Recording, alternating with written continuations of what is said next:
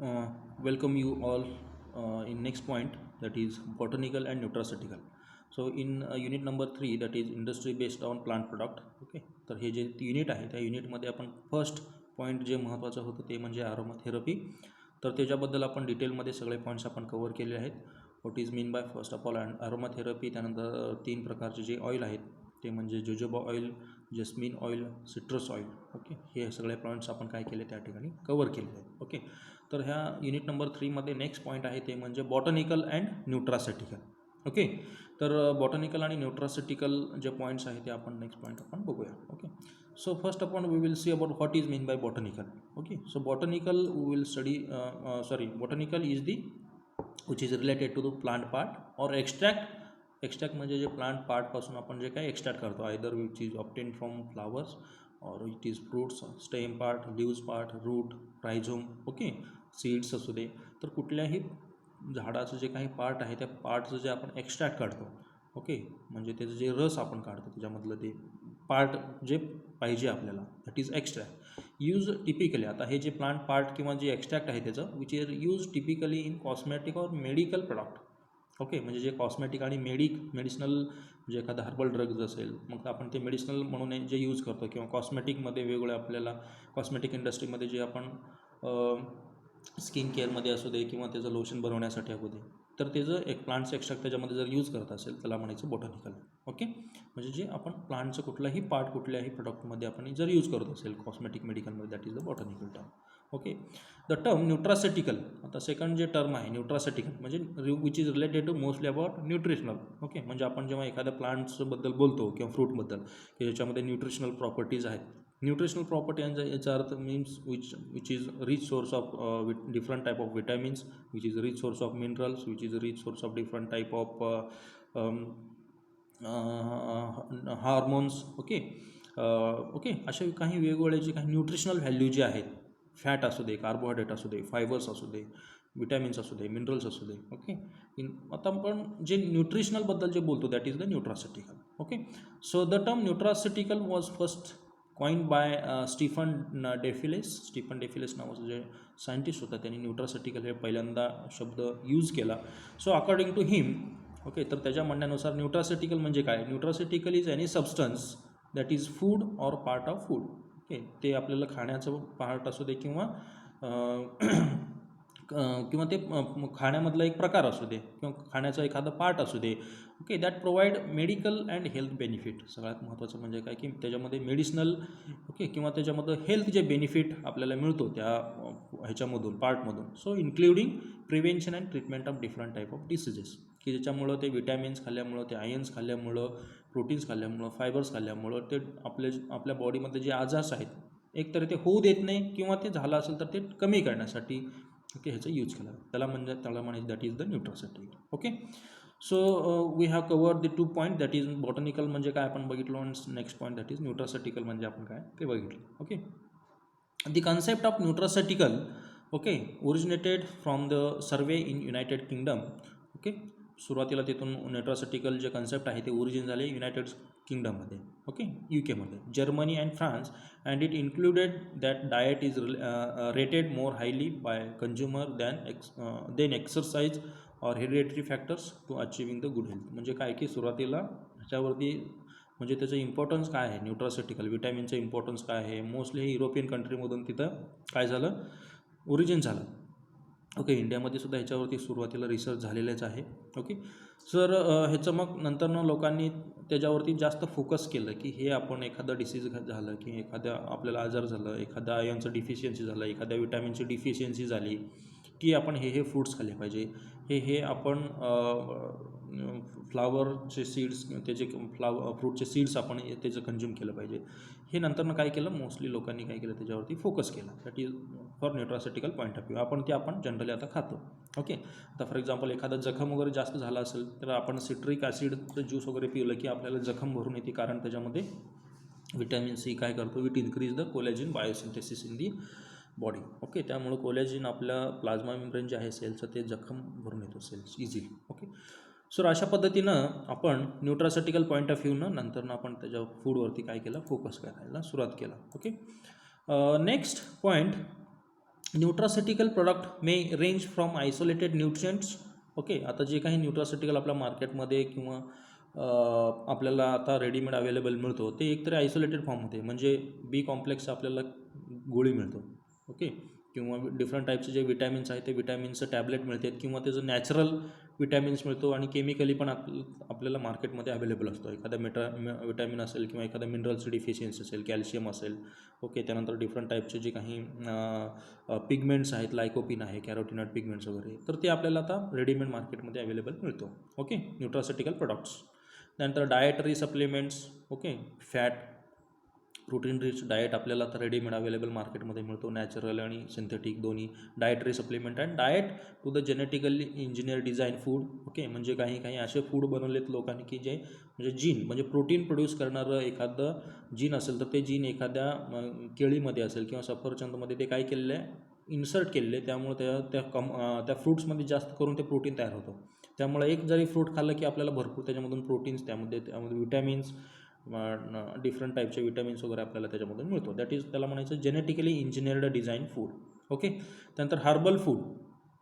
Okay, herbal food जे आहेत ते. त्यानंतर प्रोसेस्ड फूड असेल, सच ॲज सिरियल्स आहे, सूप अँड बिहेवरेजेस वगैरे. ओके, तर अशा पद्धतीचं हे प्रोसेस जे फूड आहे. ओके, सिरियल्स, आपण जे सिरियल्स वगैरे खातो, नंतर सूप आपण पितो, तर ते हे काय, ते सगळे प्रोसेस्ड फूड आहे. त्याला प्रोसेसिंग केलं जातं आणि ते एखादं प्रोडक्ट बनवलं जातं, आणि त्याच्यामधून आपल्याला डिफरंट टाईपच्या विटॅमिन्स, मिनरल्स, आयर्नची डिफिशियन्सी वगैरे त्याच्यामधून ते आपण खाल्लं फूडमधून, तर ते आपल्याला जे मिळून जातं. किंवा काही लिक्विड बिहेवरेजेस आहेत.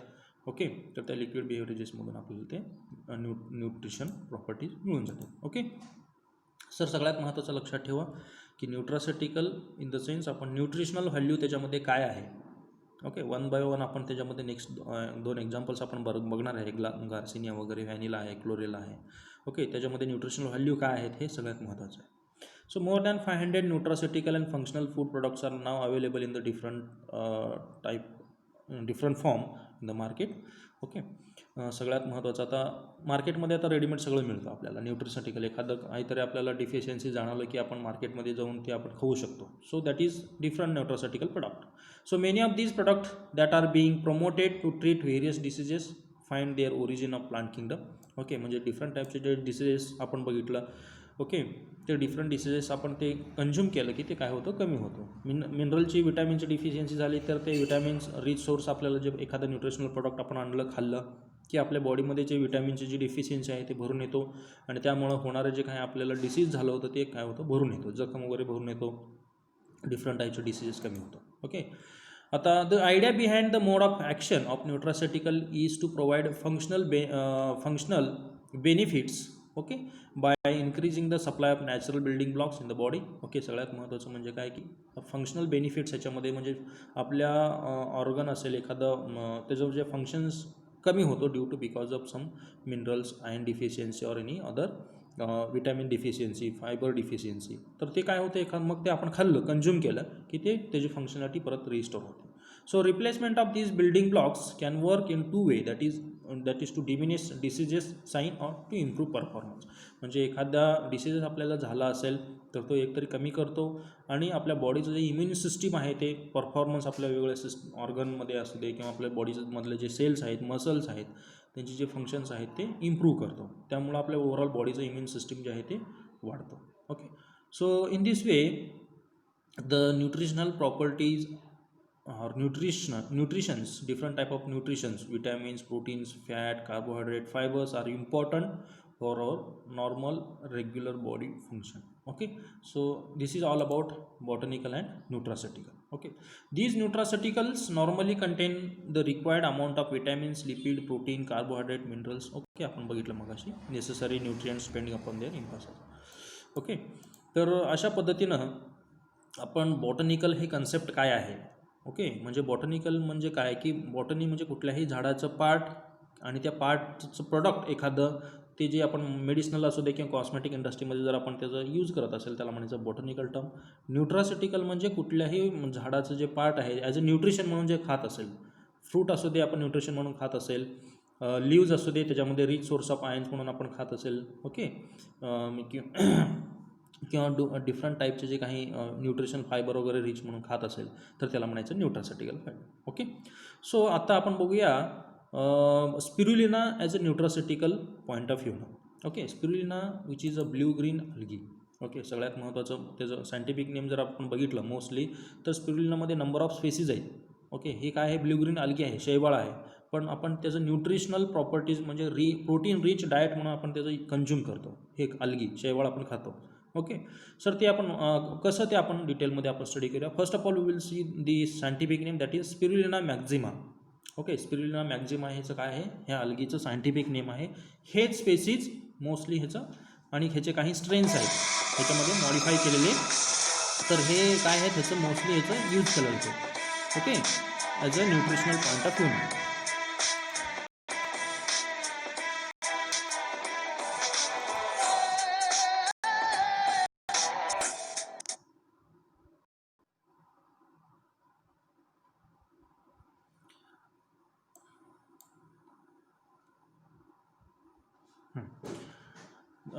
Spirulina maxima. ओके, ह्याचं काय आहे ना scientific name spirulina maxima. Okay sir, हे काय मगाशी सांगितलं तुम्हाला, हे काय आहे, ब्ल्यू ग्रीन अल्गी आहे. ओके, शैवाळ आहे. फॅमिली कुठली येते त्याचं, ऑस्लरोटेरियसी. ओके, नंतर it is name derived from the spiral helical nature. तर स्पिरुलिना नाव का पडलं आहे, कारण त्याचं जे त्याचं मॉर्फॉलॉजी आपण जर बघितलं मायक्रोस्कोप खाली तर ते स्पायरल असतो, असं रिंगसारखं असतं, स्पायरल असतो. हेलिकल नेचर, जसं की DNA हेलिकल स्ट्रक्चर आहे त्या पद्धतीनं हा दिसतो, म्हणून ह्याला स्पिरुलिना असं नाव दिलेलं आहे. ओके, फिलामेंट असतो तो, आणि spirulina has a long history of use as a food. ह्याचं भरपूर दिवसापासून म्हणजे पूर्वीपासून ह्याचं फूड म्हणून यूज केला जातो, ह्याचं हिस्ट्री भरपूर आहे.